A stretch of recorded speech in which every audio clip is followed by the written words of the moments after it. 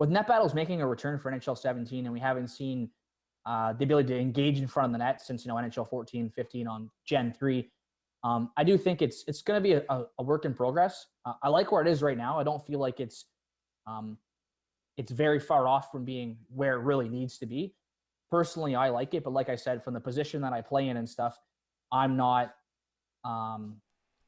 really one to say to really comment heavily on this because I don't play defense, right? So I think once we get some of our really experienced defenders in there who utilize net battles in previous games and were effective with it, once they get their hands on it and we get some feedback from them that can go right to EA, we may see some minor tweaks. But I do feel that the feature in right now is decent.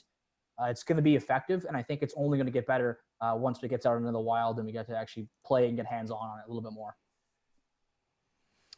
And so, I mean, just general overall consensus, is everyone happy with what they're seeing so far? Or are they clamoring about, I mean, obviously people have something to bitch about, but are they pretty happy with it so far at this point? I think so. I haven't really heard anything crazy negative. Seems like the leg outs for club, that was an issue. That seems to be all but settled. A lot of guys that had major issues in the beta are having no issues right now at all. I know myself, the network performance, I've been roughly about the same as what I was in the beta compared to what I am now. Some people, for whatever reason, feel, with the Battlefield beta going on too, that, perhaps NHL wouldn't get as much love for the servers, and I've had no issues for connection-wise right now. Okay. Obviously, goalies, I wish I could really comment a lot more on goalies, but I don't really play the position well enough to really give you guys a good sense of that. I think, unfortunately, John's on PlayStation as well too, so he can't really give his comments on how it's changed from the beta. But I do feel that based on what I'm hearing from the guys I know that play nets and play the position well, they're very happy with the changes that have been made. And there's the only real discussions about goaltending right now is very, very subjective in the fact that it depends on how quickly you actually want to be able to move a goalie laterally. Penalties seem a little bit better. They fixed up, because I know in the beta it seems like you could get away with murder, like you could do whatever you wanted. There was never a penalty, so right. It seems like they've tweaked that enough that there's definitely enough penalties being called in a game that makes it effective. Visually, everything looks good. The new patch today allows us to use licensed jerseys. So for club, you can actually use real NHL jerseys now or AHL jerseys. It's locked out. It's a small amount of games you have to complete to be able to do it, but at the same time, it's something we can look at now. I know a lot of us like to use those logos and use those jerseys, which is pretty nice. I'm pretty happy. I'm pretty happy with what they've had so far. I'm not sure if the PlayStation community has seen it yet, but it was posted on Twitter about when you pull your goalie, how the skater coming out can now be controlled by the human player. Did you guys hear about that yet? No, I don't think so. Okay, so I think EA put a teaser on Twitter the other day. It was like a user goalie going to the bench for a delayed penalty. The skater jumps on the ice, and the goalie actually has control of that six skater. Oh wow! That's in the patch now, so you can do that now. I experienced it today in an earlier game. We pulled our goalie with a minute left. Guy comes on the ice, and he's just giddy as all hell because he's got to use the skater now as the extra attacker. So it kind of gives you guys a little bit more, it makes pulling the goalie worth it, right? Where before we're kind of like, well, what's the CPU really going to do, blah, blah, blah. But now you can go 6-on-4. You have 6 human skaters on the ice being able to be controlled, which is a pretty cool feature. They've done a good job. I know when we were in Vancouver last, we really pushed for that because I know that the community really wanted something along those lines. So for them to put it all together and be able to make it effective and make it be able to use it where it is now, because it's in the game, because we use it today, I saw it was pretty cool. Mm-hmm. I think that's going to be a big thing. It's going to be big for the league, I think, too. Now we can pull the goalie in a game, and maybe you have a guy that's playing nets, but he's also a pretty good skater. So now you kind of have that advantage of having to be able to pull the goalie, right? So I think that's a pretty cool feature that you guys are going to really like to dabble with. So, well, depending on how good the goaltenders are when they're on the ice, so we'll see how that works out. And so at this point when we started the league in October, basically, how you talked a little bit about the jerseys and all this. So how is that going to work out as far as whatever the ruling is going to be as far as how we use the different options in the new game? Is this going to be club that we play these games out of? Is it going to be drop-ins? Again, this is everything everyone's been asking about. Mhm. Yeah, so what does LG anticipate that we're going to be doing as far as setting up a game, for instance, in any league, really? Okay, so I got to be very careful what I say right now. Okay. So that kind of gives away what I'm hinting at. But the way it's looking right now, based on what's in the game at this time, it looks like we may be using club just for a little bit, potentially for the whole season. I'm not really sure yet. Okay. There has been some discussions with me personally with EA, expressing the need and want to have. Obviously, everyone saw in the beta, and the Xbox guys have seen that the invite friend to drop in is currently not in the game. I'm Okay. not sure if it's going to make a return or if it's not going to make a return, or if we will have something else to utilize how it's going to play. But right now, at this point in time, prior to the season starting, prior to the game being released, club is the option we're going to have to look at for the league. Um, I'm hopeful that potentially we'll get another way to do this. Obviously, I don't feel club is the best way to do it, especially because with the customization and with the progression that everyone wants, it's not really ideal for league structure. Mm-hmm. I've expressed that very heavily to AA about how it's not very ideal in my opinion for me to really promote club progression and stuff, Right. especially for league play. So I can't, like I said, there's so much I can't really say about this at this time. So I'm hoping that maybe we'll have something in the near future. If not, we're going to have to utilize what we have right now for club. Gotcha. So, and let's talk now. Get into talking about the actual season that's coming up, and drafts, entry draft coming up eventually, and everything else that's going on.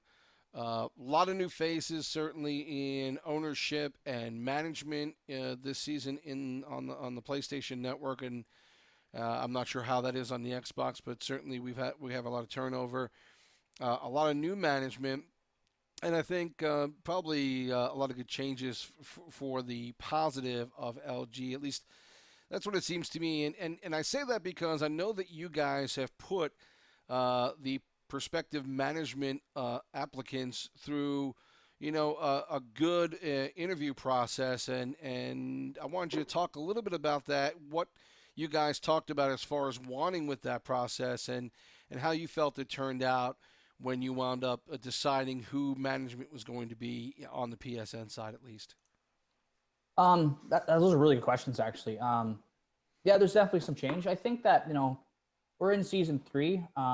In my opinion, my goal in short term will be by season 6 we'll have a pretty standard returning base of solid owners, minimal rule changes, just kind of like building forward progression, Right. Perhaps, right? So we're in a process now where we're still trying to bring over as much. Sorry, 1 second. I had to answer a quick message. Sure. It's a busy time always for the Very, very. commissioner. So sorry. Yeah. So once we get to that point, I think we need to bring over some more PlayStation players, bring over some more talent, bring over some more players just in general, because we have bigger things coming on the Xbox side that I would love to see here on the PlayStation side. Right. I do want to address like the process for management per se, because we did go a little bit differently this year. Season 1 and season 2, we did was a lot of feeling out, right? Feeling out, well, how are these rules going to be interpreted? How are people going to how are the managers going to help it? What's my role going to be? What's my staff's role going to be? Right. Like where could I utilize my time with the PlayStation community to better their experience, but also better the overall league as in whole, right? Now, Right. I have a lot of time that I dedicate to LG, and I want to be able to dedicate my time effectively as possible, so I could really truly help this PlayStation brand grow to where it needs to be. I really like the PlayStation community. It's a lot of like really, really good guys. It's a really chill community. I've been really accepted well by all of them, and I really enjoy like what they bring to LG. So that being said, I really want to spend more time on that. So the testing and the whole that process wasn't really accepted as well as I'd like it to be by some of the owners. I'll go on record to say right now that it was personally my idea that I presented down to the staff. So don't place blame on staff. It was something that I really wanted. The reason why I want it, and I'll gladly explain this, and I'll be able to defend my judgment pretty well, was I feel that the level of depth that we have in our rules and our processes and our tools here is high. It's really, really high. Back in the day before there was really ESHL on NHL, I was a diehard like be a GM guy. I like to build teams and I like to do trades, and I understand the waiver wire, and I understand the CHL structure and the Memorial Cup structure, and I understand buyouts and two-way contracts and RFA. I was really involved in that kind of stuff. Mm-hmm. I wanted to bring that level of depth to internet hockey and essentially turn LG into be a GM or GM connected that everyone wants, but with real people. That's what I've always wanted for LG, to have that level of depth. That being said, having only 2 seasons, and perhaps some guys have management experience from other leagues, perhaps they don't. I just feel there's a lot of information that you need to know and you need to be aware of in order to be a successful owner and manager in LG. So the testing process was only put in place just to see where everyone's at, because I don't know what you don't know, and potentially you don't know what you don't know. Right. So I'd rather you make a mistake in a testing process so I can be like, no, man, this is where it's located in the rules. This is how you handle that. This is how you move forward, rather than you make that mistake in the playoffs and then now your team's eliminated because you made a pretty crucial mistake. That's the only reason why we do testing. And we're probably going to do testing for a couple more seasons, but just at different degrees of challenge. Because I just want to see what everyone knows and what you're learning and what you're picking up. Because it also gives me a baseline of, well, what am I going to spend the next couple of weeks talking to you as managers about? I have a list of things that I have to talk about, this weekend with the PlayStation managers. A lot of it's in regards to re-signs and in regards to the drafted list, for example. A lot of that's a little bit gray in some areas, which is, I understand, this is new to everyone. This is our second draft. So some things are going to be a little bit confusing, and I get that. I understand that. So I want to be able to see what you don't know so I can spend the most amount of my time going over things that the community does not know, so we can continue to grow and move forward rather than continue season after season stumbling over the mistakes of past seasons. That was the only reason why I went to a testing process. And also the interview process, for example, the main purpose to have an interview was to open up the lines of communication with my PlayStation staff and you as an owner or you as a manager. That's the only reason why I wanted you guys to actually talk, get into a party and talk. When I first got involved in the league stuff on Xbox, we utilized Xbox communication way more than we utilized the website because we didn't have what we have today. Right. We live in a world now where GroupMe is big on Xbox, Skype's big with you guys, and the website we have is insane. You can't even ask for anything much better than what LG has to offer. Right. So I find that the actual communication between people, how you and I were talking now, or perhaps like how you would in PlayStation chats, has kind of diminished. I found that it's becoming very non-personal per se. And I'd rather sit down and talk to you about what your concerns are so I can kind of hear the tone of your voice, understand what your problems are, fix them, talk to you, build us back up and have a relationship. So in the next 4 or 5 seasons that we spend where you as a manager and me as a commissioner, we can build on a relationship. And that's the biggest difference that we have in the Xbox League and the PlayStation community is I have owners that I have ownership for 12 seasons. I've known these guys for 4 years, literally 4 years. And that makes a big difference because they know that, I'm not out to get you. I'm not out to fuck you. I'm not out to pull a championship away from you because of a mistake. I'm just here to try to enforce the rules equally to everyone and make sure that you all are on the same playing field and try to give you all the same opportunity to be successful. And that was the reason why we went to the process we went to this year. Well, I think, I'm going to speak for myself, and I probably am going to speak for the majority of the league out there. I think season 2 was certainly a success, but a lot more players, a lot more teams, and just by sheer numbers, you're going to have a lot more issues because of that. And I think it, while it brought in a lot of great players, it does bring in some guys who just don't get it, who want to throw a lot of bravado out there and not care more about themselves and what they're doing in the league as opposed to the league. And I think the idea is that we, I think a lot of guys, we look at what's going on in, you watch sometimes on ESPN or some of these other, G4s or whatever, and you see these competitions for different games that are going on, these championships that they get into a hotel and, they get into the conference center and they have these big competitions. And I'm assuming at some point we want to get, we want to head in that direction more and more. And I think some of the guys that we've seen play in this league, obviously, they're in it for themselves. They don't care enough about LG and about the community to get it done. And so I think having this process that you did for the management, I think it weeded out some of those guys that we saw during the year who were just problems.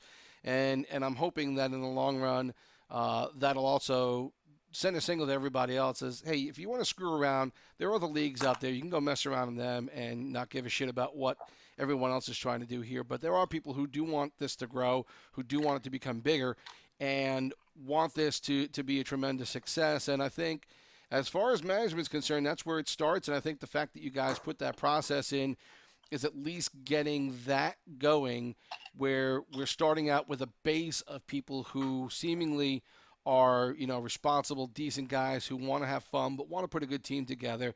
And I think that's kind of what's happened with that process. And I don't know if that's what you feel you've gotten out of it as well, but I think a lot of players feel like, yes, we've got a lot of good guys in management now, not a bunch of children, guys who do want to do this the right way and still want to win but have fun.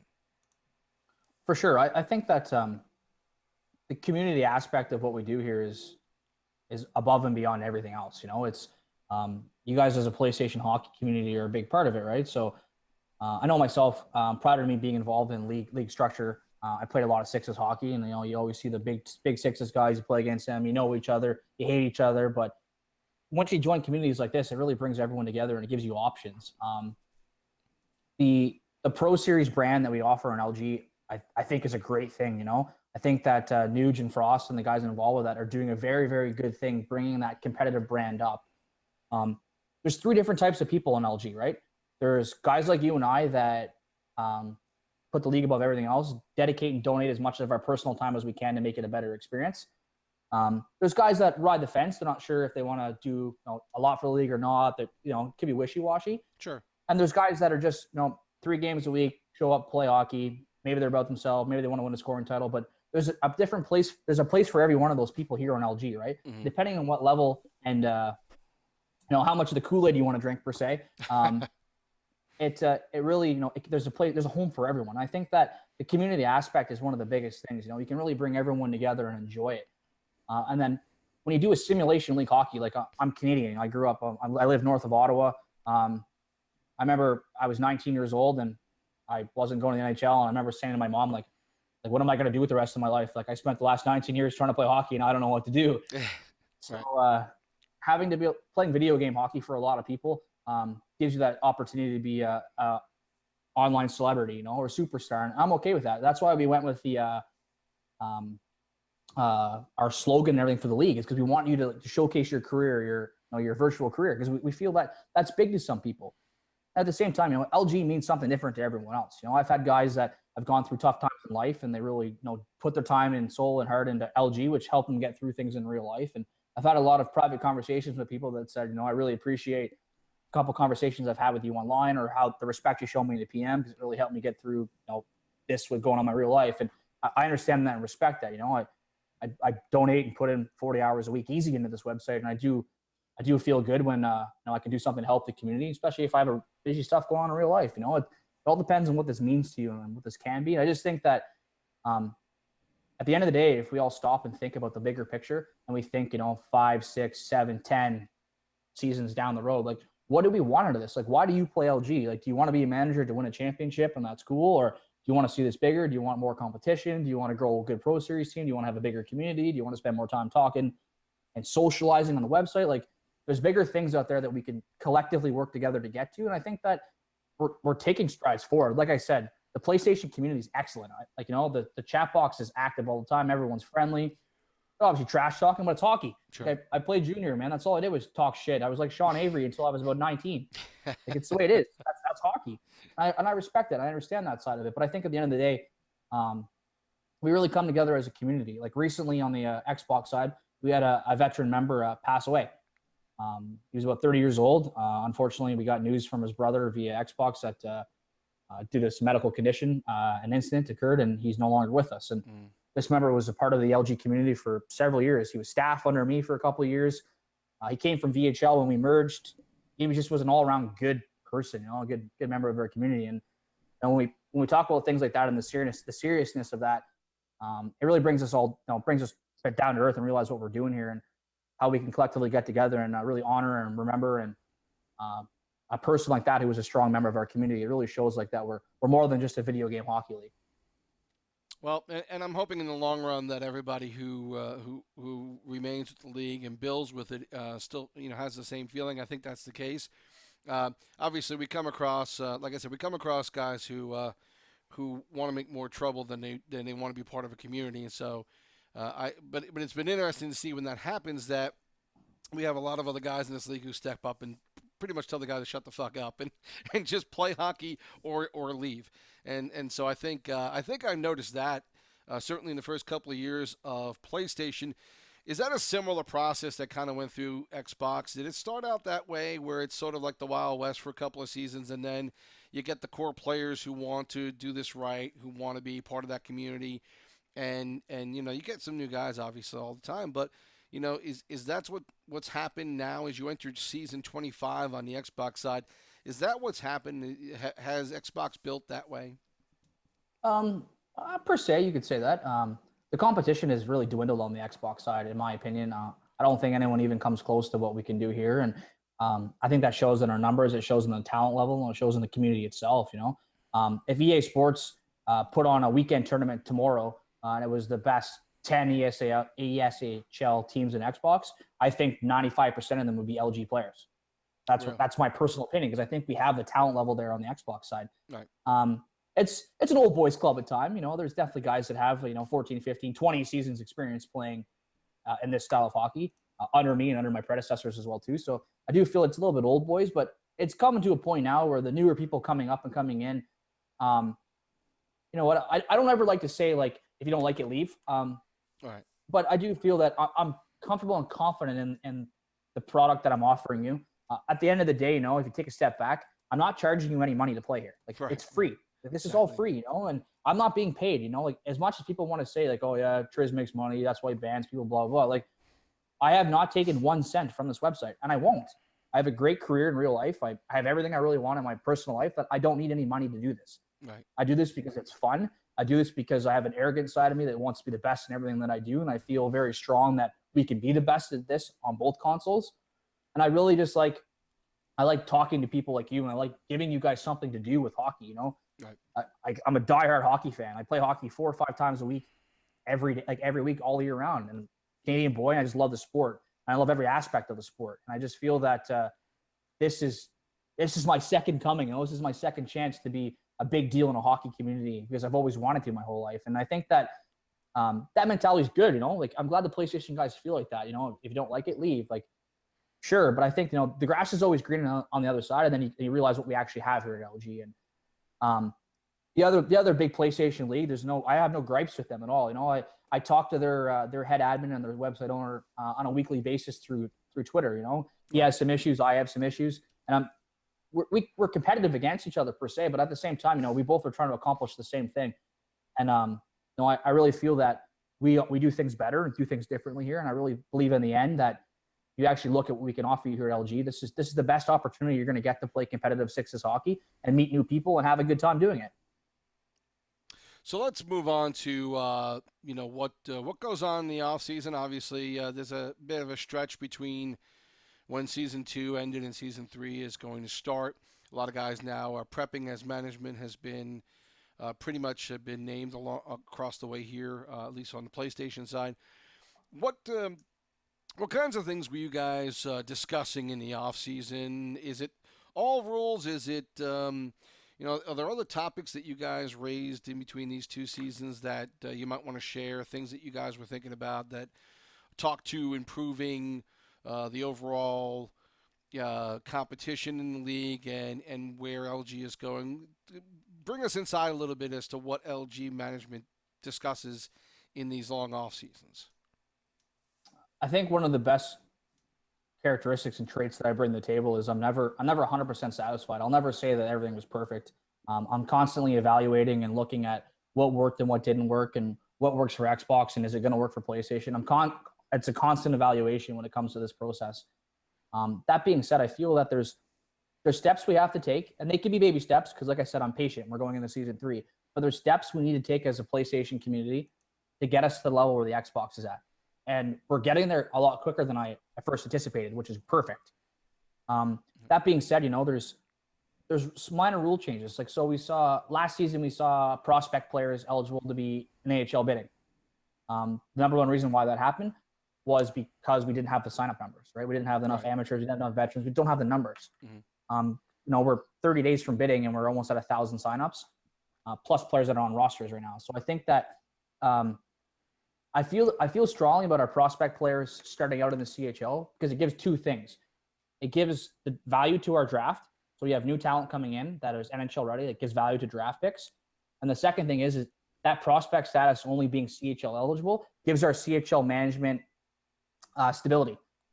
Being the lowest tier, it's difficult at times. You have players being called up, but if you're able to recruit prospect, it's a really nice cycle when you think about it.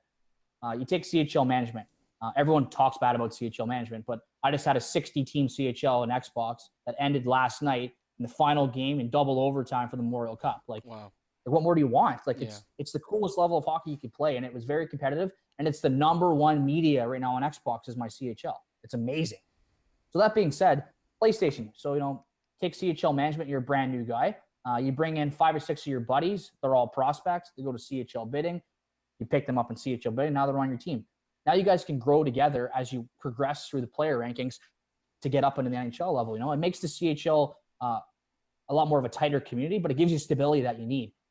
Once we can expand and get a bigger CHL and implement more rules and just more players, there's things that I'm going to add along the way that are going to continue to give the CHL stability, and then we're going to separate them and bring in the ECHL. That's what we're doing for Xbox, right? So those are things that that's steps I want to take to get to it. But and when you think about it, the CHL is where the stability has to start, and we're only going to grow from the bottom up. You're hitting on the CHL, and so I want to stop you there because again, we came out of season 1, a lot of extra players on the training camp rosters, and so obviously even in season 1, guys were like, "Hey, can we do this? Can we get the CHL running?" Got it running up for season 2. A lot of interest in it. So let's talk about the success or any issues with the CHL overall. How did you feel that expansion went? And what are you aiming towards with you talked a little bit about what you're trying to do next with the CHL, but let's just get your opinion about how that went in season 2 for PSN. It's my third crack at growing a CHL. It took me eight really solid seasons at Xbox to get where I wanted it to be a full 60 team, and it's going to be maybe a little bit more for PlayStation. The CHL is always going to have its growing pains, right? Mm-hmm. And everyone coming into CHL management right off the bat just has to understand one thing. You're the lowest tier and your players potentially can be called up. Right. But if you look at the rules and you understand the system properly, it's a give and take.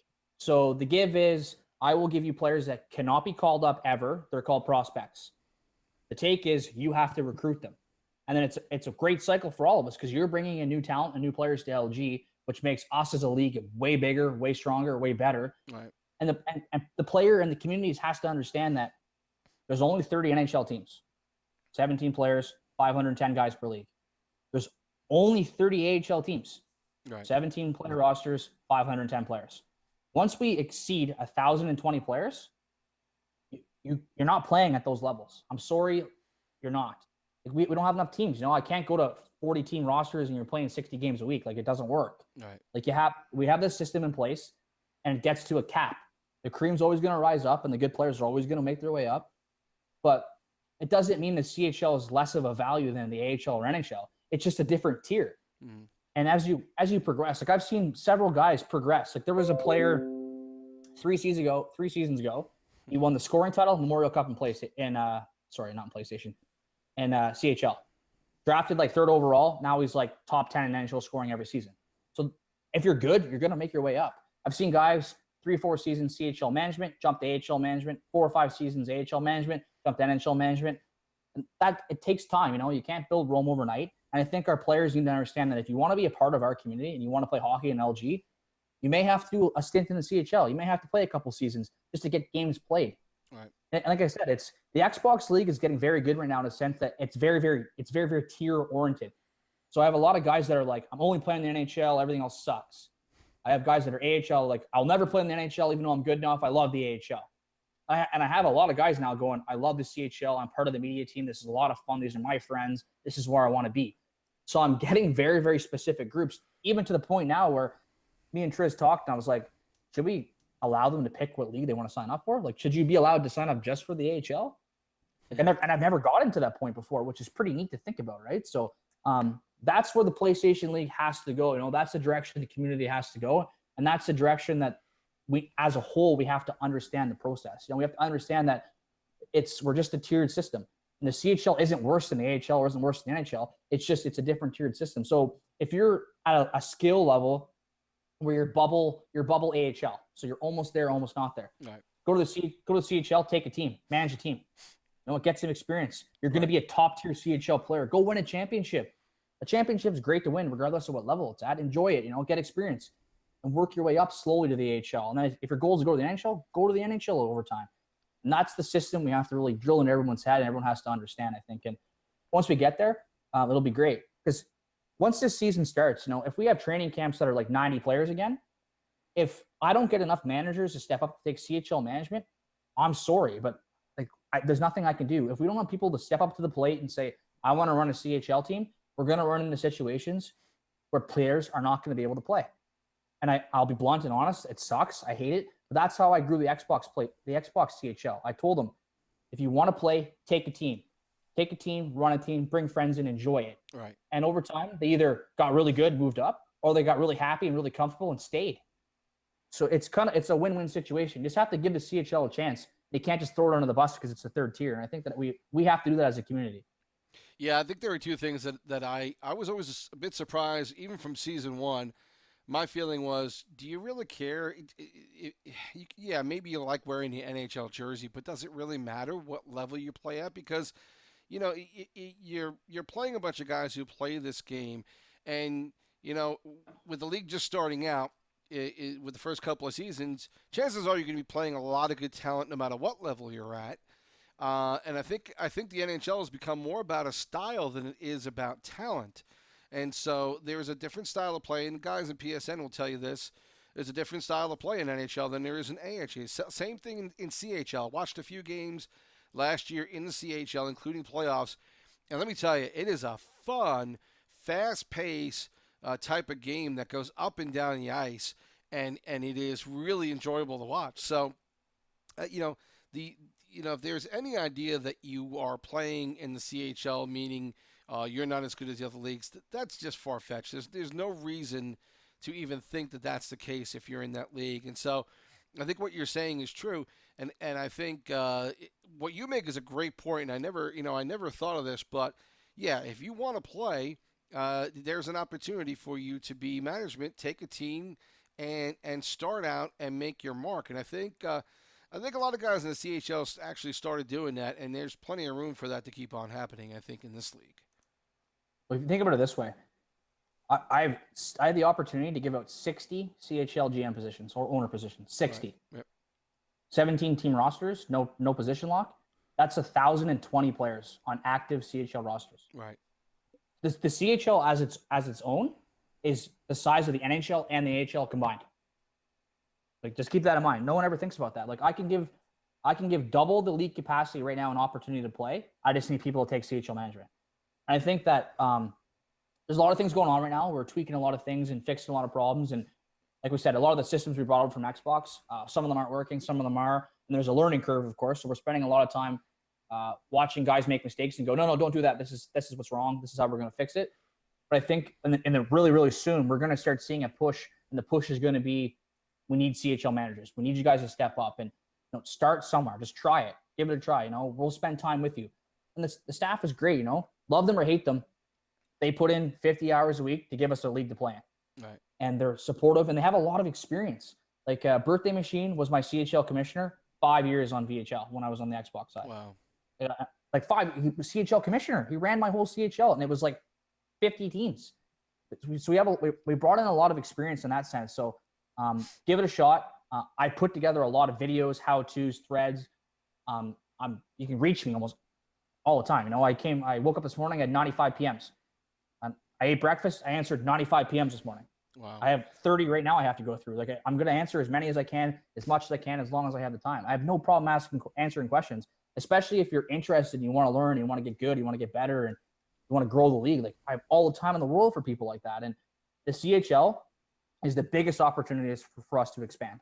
And if you're a really good player and you have to go to the CHL because you're brand new, well, you're going to get drafted to the NHL at a really good price to a decent team. You're going to hold a lot of value. So pay your dues. And maybe your dues is what? 3 games a week for 9 weeks. Right. That's your dues. It's 3 games a week. It's an hour and a half of hockey.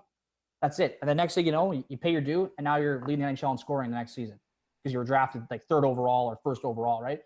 There's a lot of reward to the CHL if you put your time in, for sure.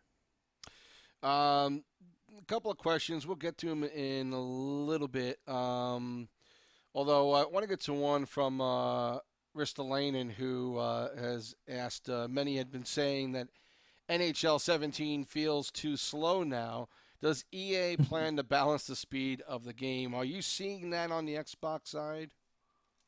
So kind of like what I said earlier, the first couple games I played pre-patch, I felt a little bit slower myself. But when I thought about it and I started to play a little bit more, I did notice that it wasn't really slow. I just think that I haven't played 16 in a month. I hate the game. I thought it was bad. It just was frustrating to play. So I turned it off and stopped playing. Right. When the beta came out, we were all like, Xbox was in like the last couple weeks of the season, and PlayStation was heavy in the playoffs. So everyone's playing, everyone's warming up, everyone wants to go. They dropped the beta. Well, you play like 20 games of 16 in a day, and you jump to 17. Yeah. Like, it's fast. It's really fast. But PlayStation hasn't been on the ice in a month.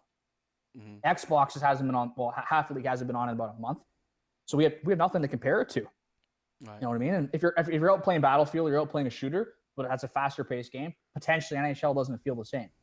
I can go on record 100% say right now, speed, acceleration, agility, game speed has not been touched from the beta to right now. Hasn't been changed. So people want to say it feels slower, and you know what? I felt that way too, 100%. After a couple of games, I was talking to Ben Ross. He's a producer for Gameplay. I'm like, Ben, what did you do to skating? And he's like, nothing, Brodie. I'm like, okay, so the attributes are the same? 100% there. I'm like, well, what did you do to skating? We added in a few cross-cutting animations to make it smoother. That's it. Okay, cool. After the patch today, it feels faster. So is it in my head? Probably. Yeah. But the game speed itself, faster than 17. Puck pickups, better than 17. Passing, better than 17. Shooting, better than 16. All those things are way better. Right. The game plays way better than 16. So does it feel slower now? Maybe. The game's not even out yet, So maybe a month from now, EA goes, 95% of the community feels the game's too slow. So maybe they make a small tweak so it feels faster. But right now, it's faster than 16, and it's not any slower than what the beta is. Let's get back to the before we take another question or two. Let's get back to the basic discussion about what has gone on in the offseason. Let's talk about rules, any changes, anything of note that you want to discuss that might or might not be something that pertains to anything that people might have had an issue with during the last season. Obviously, some people certainly, always question any kind of review process, and I think we got some of that last season. But I think the league, in my opinion, from what the explanations whether you guys gave for some of the decisions that were made, a couple playoff games that had some questionable calls that were reviewed and were made public as to why that was done. Talk to me about what what you feel the overall ruling structure went. How well it went in season 2, and did you guys look to do anything different with season 3 to make things, I don't know, more palatable to people? I'm not sure how you do that, but what, talk to me about what you guys might have discussed in the off season with rules and regulations. Realism is one of the biggest things I like. I like the realism aspect of what we offer here. That being said, one of the biggest things that we have to keep in mind and look at when it comes to realism is trading. There's a lot of flexibility that I give you in trading.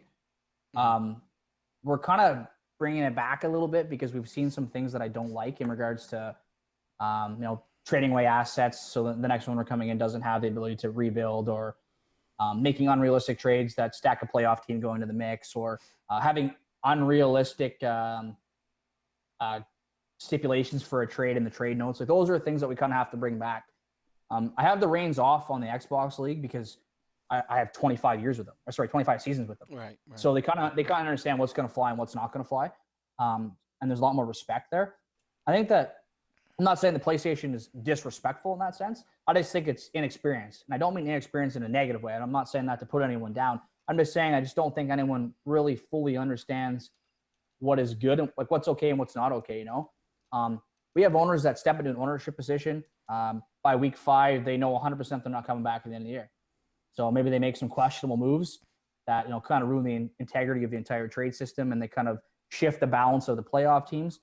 We're going to keep a tighter look on that this year. We don't want, it's very subjective, and I understand that, and I don't want to put my staff in a situation where the committee is going to scream bias. But at the same time, it's at a point now where the balance between one team winning a trade and one team giving away everyone for nothing it's a very, very thin line, right? And I understand that, but that's a line that we're going to try to keep an eye on this season, just to make sure that nothing crazy happens. It's hard to give away the worst team in the league last year. It's hard to give them to a brand new owner when they don't even have a draft pick.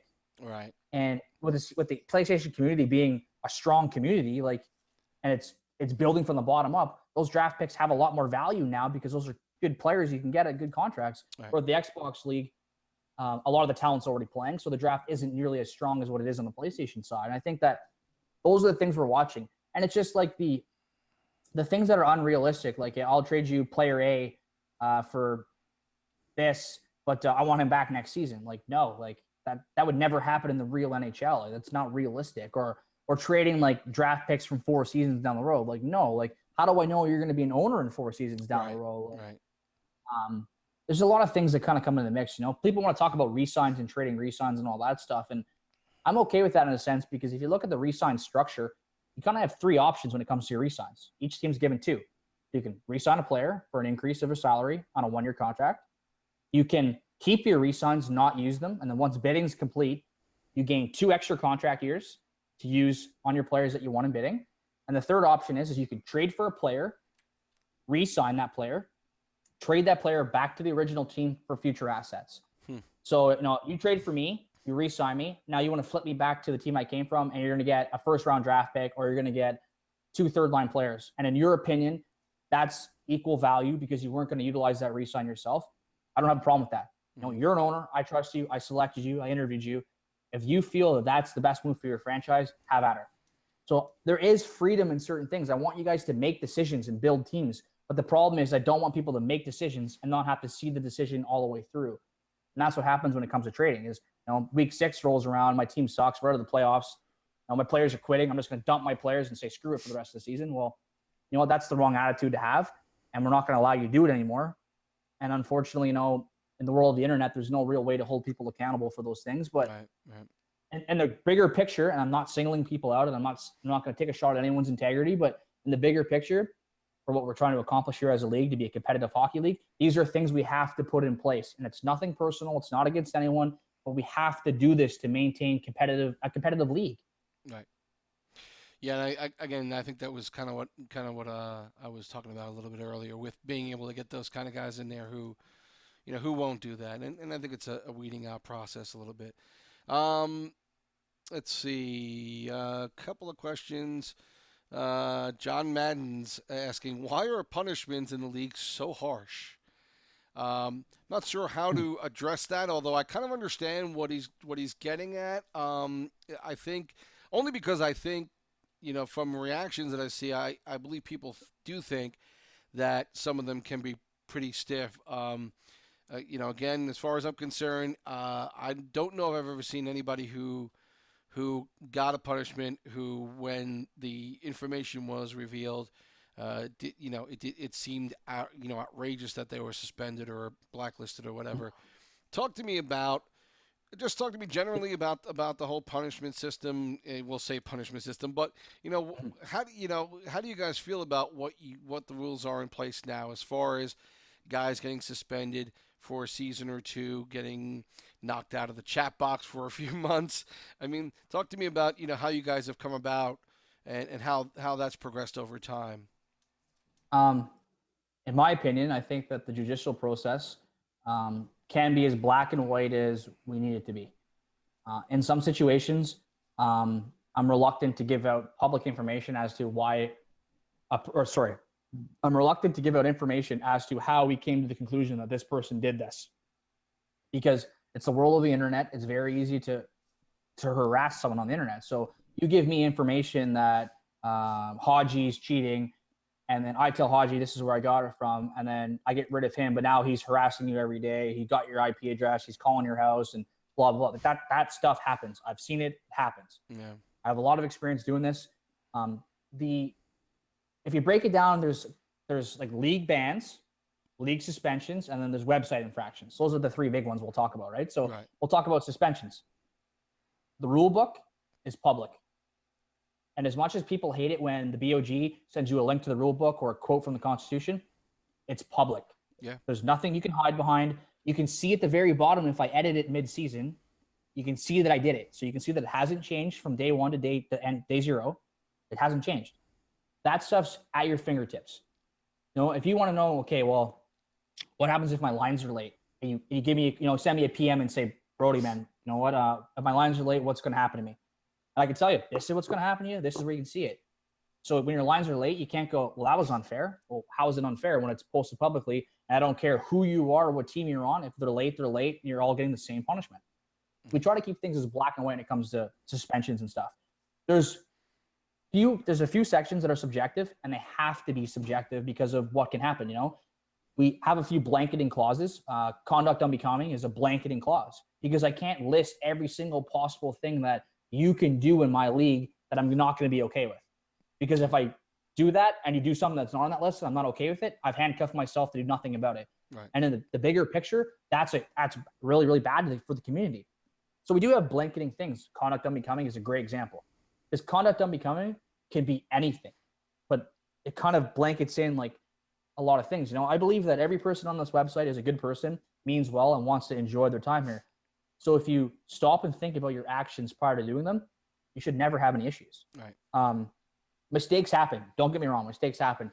And to see games getting overturned because of ineligible players or that kind of stuff, it sucks. But those rules are in place because people abused that system before to get an advantage and won.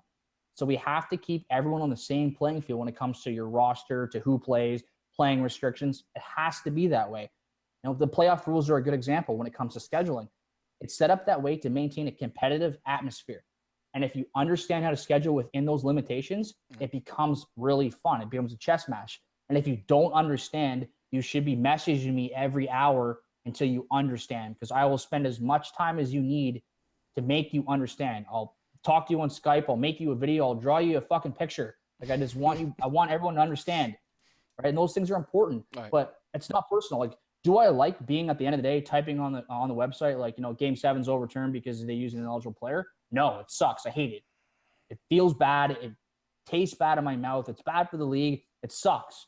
But do I have to do it? Yes, I do. It has to be fair because no one can have an advantage over someone else, and that's what makes this a competitive league. And everything's in degrees when it comes to league suspension, so it's no real surprise. Right. Talk about league bans. You know what? No one likes to be banned from the league. I get it. But at the same time, it's standard. You quit the league, 2-season ban. I don't care why. Okay, everything's black and white. It's 2-season ban, automatic, boom.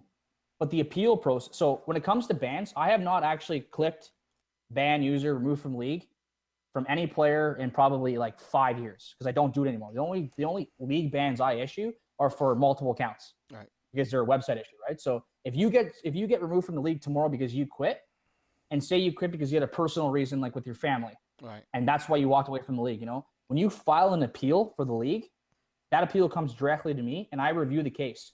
So there's a lot of situations where the BOG make the right decision. Every ban, black and white, 2 seasons, no questions asked.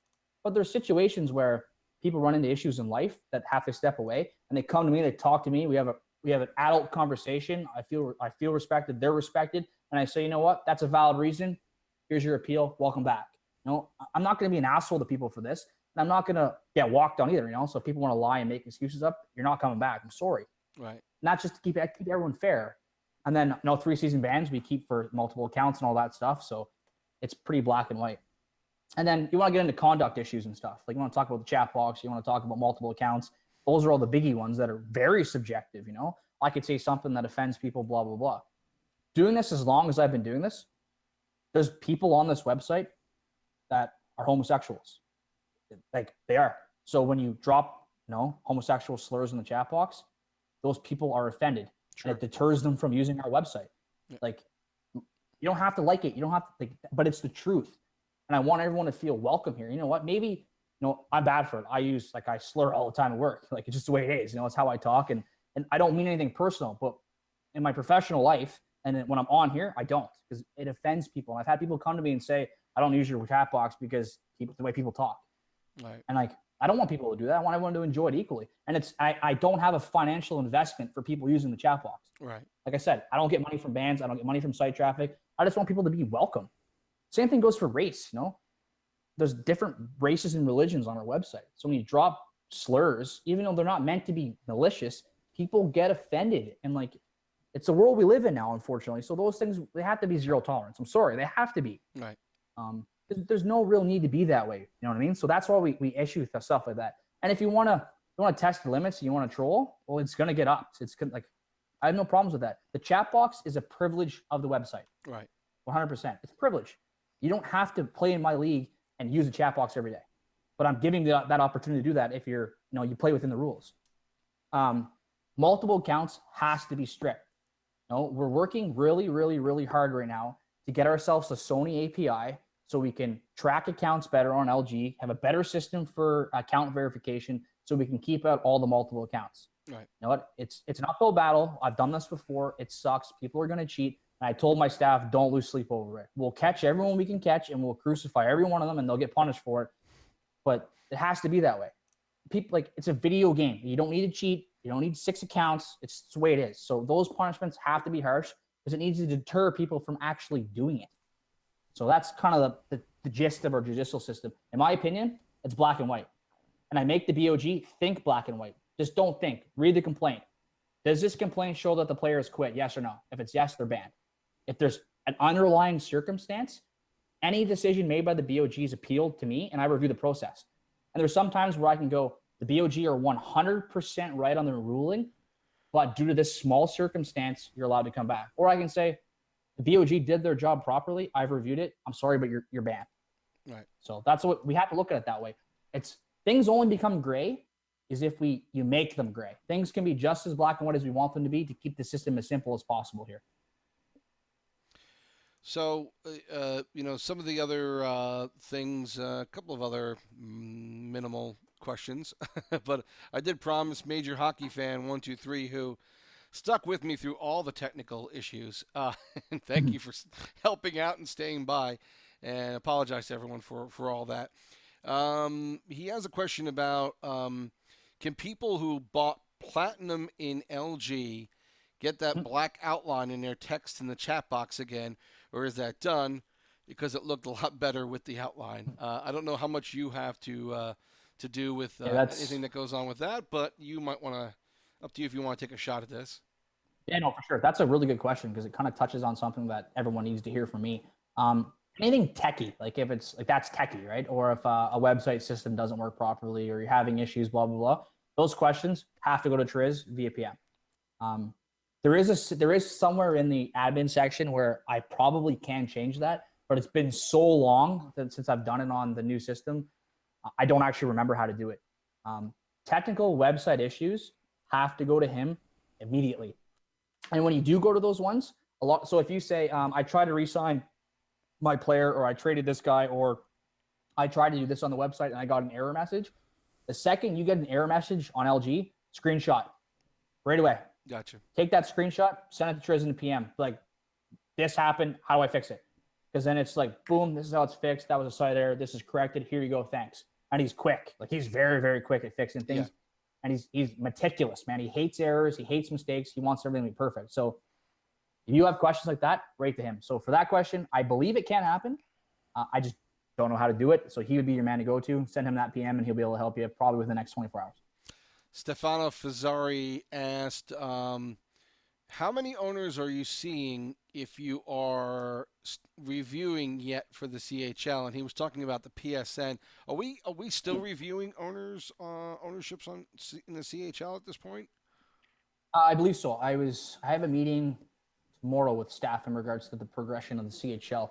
They're still going through that selection process as well too. Like I said, we're in pretty deep with some side errors and some draft issues, and obviously NHL biddings first, drafts first, AHL bidding. So we're kind of progressively working our way down, but it gets to a point where we have to pay attention to the CHL and give it the love it needs to get it going. So we're getting to that point right now where we're almost done getting the NHL where they need to be prepared for the draft and prepared for bidding. So it's going to be very soon. We'll be discussing CHL selections and the direction for the CHL, and it's giving you guys more information on kind of what we want to do with the CHL moving forward. So soon, very, very soon. Right. Yeah, I just asked this, Stefano. So hopefully you were listening. That's they're working on it. Not send me a PM. Yeah, I think he was just asking to answer his question, but we just got to it. So, Perfect. we I think we're getting to the end here. I have no other questions to ask, but let's do a quick overview question, which is obviously we talked a while ago about season 1 going into season 2, what we were expecting, and how things wound up turning out. I assume season 2 was as much of what you expected on the PSN side, maybe more. How did it all work out? And, what kind of lead-in has it been going into season 3? Do you feel like, everything's progressing nicely on the PSN side? I think we're definitely taking steps in the right direction, and we keep moving forward, which is good. My biggest thing is communication. I like to communicate. I answer questions as quickly as I can. Communication has been one of the biggest things I've been putting on my staff's shoulders. I said that they need to be better communicators and, really help everyone grow and be better at that position. That's one of the reasons why we brought Sloshy in as a BOG. He has some pretty deep ties to the PlayStation community. And I think that's really going to help bridge the gap between people who are standoffish with staff and people who aren't. I made myself as available as possible to owners and AHL management so far via Skype and via PM. And I found it's been pretty good. Guys who have questions come to me. I give them answers. It's no bitching and complaining, no arguing. It's just, here's your question, here's your answer, good to go. Need anything else, let me know. Like it's been pretty good so far. There's still a little bit of hard feelings towards staff at times, which I think it needs to go to the wayside. The dedication these guys put in is insane. Right. We have to be mindful of the fact that, just because we have to say no. Like your role is to run a team, manage a team, be competitive, win a championship. Our role is to take a set of rules, enforce them equally among all of you, and ensure that you guys have a set limitations to play within. It doesn't mean if I say no that I'm an asshole and I hate you and I'm doing this just to you. Like this is the way it is. This is the way it has to be. This is why. So I'm trying to get my staff to be more proactive in saying, not just saying no, but saying no, this is why. I've been doing that a lot myself lately too, is no, this is why, kind of giving everyone an explanation. So you don't have to agree with me. You don't have to at all. But at the end of the day, you have to accept that this is the direction and this is the way LG handles that situation. And that's all I ask for. And if you want to change it in the off season, by all means, send me a suggestion. Don't just come to me and say, I hate this sucks with no suggestion. But if you take the time to put something together that is a good suggestion, we can talk about it. Based on my experience, perhaps I've already dealt with that situation before, and I can explain to you why we didn't go the direction that you would like us to, or perhaps it's a brand new idea that adds value to our league. I'm one person. The PlayStation community last year was 2,800 players. So obviously the minds of 28 could definitely come up with things that I've never thought of before within my 16, 17 seasons experience. Do have one more question, and I'm not sure. I asked Cool Cat to clarify this, but if a prospect is taken in the draft, yes, but did not play his right amount of games, yes, what's the status for said player? Okay, I'll give you the whole lowdown of players' scripts, the player status script, because I literally did this today with Trisk. So right now, how it's set up, I'll start from the beginning. Veteran player veteran players are 24 games. I know it says 27 in the rules. It's got to change. It will be changed for this season. So it's 24 games. We dropped it slightly down to get more veterans in the PlayStation League. Right. So 24 games at the NHL level gives you veteran status. Pretty cut and dry. Right. Nothing changes. Amateur status. If you have 10 NHL, in between 10 and 27 NHL games, if you have above 10 AHL games, or you have above 15 CHL games, it's your amateur status. Okay. Or if you're drafted. So if you have 4 CHL games and you get drafted, you become an amateur. That's in the script. Right. Okay? I think everyone's with me still. So even too, if you're a CHL player and you see you ECU 10 times in the AHL, okay, and you don't get drafted, now you're an amateur, you go to NHL bidding. That's another scenario people don't really think about. And then prospects are any player that is brand new to LG, that has not played yet, or has not yet played that 15 game mark and has not yet been drafted as a prospect player. Okay. Keep in mind that our players from the Xbox side coming over do carry their status with them. So you may see a guy come over that's never played PlayStation, but he's got 75 games NHL on the Xbox. I'm not sure if everyone knew that part, so that is an interesting. And it's funny we were talking about this today because I actually was rereading all of that, and the fact that the prospects are the only ones who are in the entry draft, correct? 100%, yeah. So how the entry draft script works is it looks at so we're in season 3, right? So the entry draft script looks at 2 situations. One, were you a prospect in season 2? Yes or no? It doesn't matter if you're a prospect with 1 game, no games, or a prospect with 90 games. Were you a prospect in season 2? Yes or no? Mm-hmm. If it's yes, the second thing it looks at is, are you signed up for NHL season 3? Yes or no? If both those conditions are met, you will be in the draft list. If you actually are watching us live right now, if you go to the NHL chat box, below it, you'll see a little tab, and I believe it's white. It says Season 3 NHL Draft, Entry Draft. If you click on that list live updates. I'm not sure if it's daily or weekly, but that list live updates of everyone who signs up that's in the draft. That's a new feature we put together, so you can constantly check the draft list. That's how that works. So those are the conditions for the entry draft right now. And then one more thing I'll talk about quick, because it's just status related too, is re-signs. So as a manager, right now, if you go to the roster tab, the statuses on the roster tab are updated to season 3. Right. So if you were a prospect in season 2, you played 15 games, you'll show up now as an amateur. But when you go to your re-sign tab in the front office, that re-sign tab is based off of season 2 statuses. So players who may be an amateur now will show up as a prospect in your re-sign screen. That's why they are ineligible to be re-signed, because we do not allow you to re-sign prospects, because prospects go to the entry draft. Right. Same with randomly assigned players. They are ineligible to re-sign because they don't go through the bidding process. Therefore, it's luck of the draw. Maybe you score a $9 million player for $500K and now you can re-sign them. We don't allow that because the player did not go through the bidding process, which gives everyone a fair chance of actually acquiring that player through the bidding process. Well, those are major questions that we've had in the past couple of days, so I'm really glad I got to get all that out. There's a lot to get out, obviously. Well, it's complicated. You know, it's a complicated system. It's not to me because I developed it, but it's complicated. And this is where I use the word inexperience, and not in a negative way. You know, it just takes time for everyone to hear me say this lots, to read it lots, to actually let it set in, and then as we build and maintain the same owners over time, they retain more and more and more of this information, and they're just going to be better at the position. Right.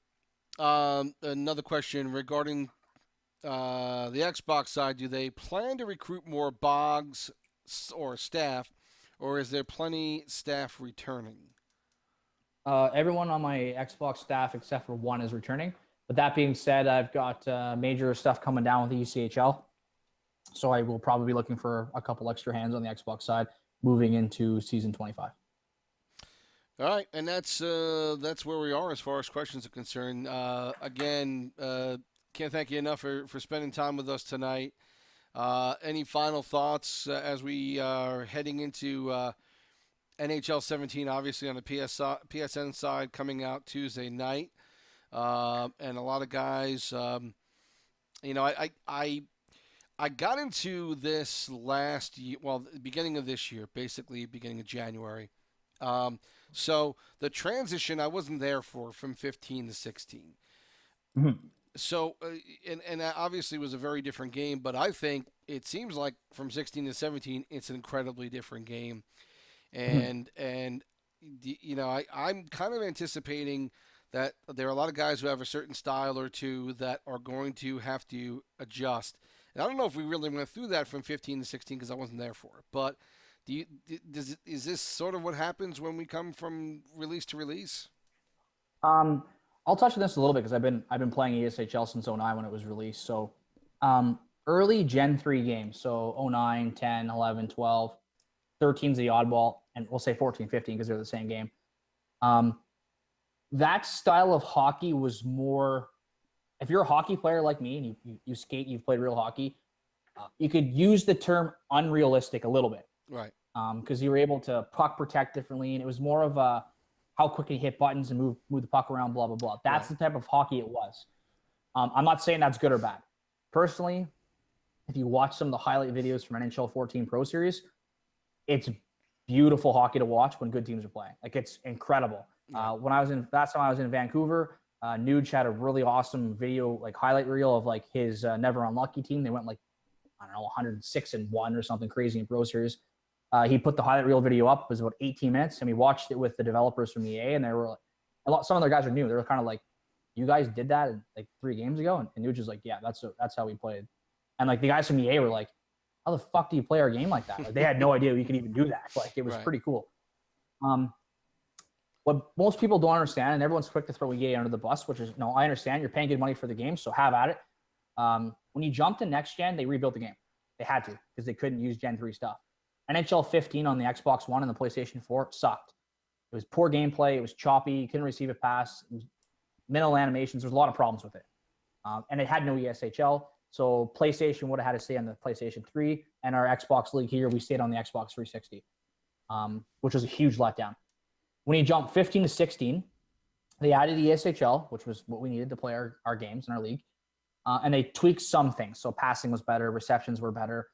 But overall, from what we've seen, 16 is too realistic, in my opinion. And I only say that because it gives a lot of realistic randomness, what you see in real hockey, right? Like a puck bounce or like a missed shot, or it's all randomness. Like it seems like in NHL 16, you have to do A, B, C, and D right to have an 80% chance to score. Right. Which is kind of like real hockey, but in real hockey, you're playing a 20-minute real period where you're playing 6-7 shifts a period, where you're out there and you can physically control how you play based on your mental side of the game, right? Where in this game, we're playing 4-minute periods. One mistake is crucial. So if you watch any like competitive games from 16, they're defensive battles. They're 2-1 games because that's all they could be. The Stanley Cup final on Xbox was 4-3 in like double or triple overtime. And like those were 2 really good teams. And when you watch that style of hockey, they were scared shitless to make a mistake, both sides. Right. And there was 12 excellent players on the ice. And that's what 16 kind of gave us, right? Right. And we've all played 16. We've all seen everyone says the EA moments, right? Like how the hell did that happen? The randomness, blah, blah, blah. 17 brings back the speed, which is huge. In my opinion, as you increase the game speed, obviously not to 99, but increase the game speed to where it's at, maybe slightly higher, you actually increase the amount of mistakes being made, and that differentiates the skill level between players. Because if I'm quicker on the sticks than you, and I'm hockey smart because I play real hockey, and I can make these mistakes, make you make a mistake, and then make you capitalize on it more times than you can, I'm better than you at the game. And when you increase the speed, you increase the skill gap, and that's one thing I love about it. And I think all the top players will agree that look at NHL 15, for example, on PlayStation 3 or Xbox 360. Guys used to play grinder because you could go like 94 excel, 94 speed. So you could play they could play faster than you in that build. And if they were quick on the sticks, they could make you pay with that build, per se. So 17 brings back speed, but it eliminates a lot of the randomness, per se. where it's more skill based now, where it's like, I still have to do A, B, C.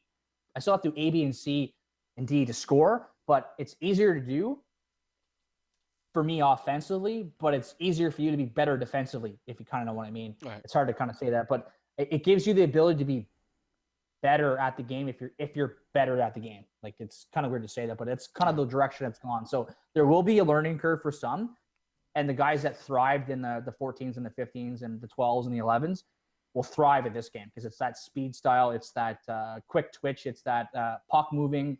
Just pass reception is huge. Any team that was known to make like quick passes or like down low plays were dead in 16 because you could barely do it. Right. So that's another example of how 17 is going to be way better than 16.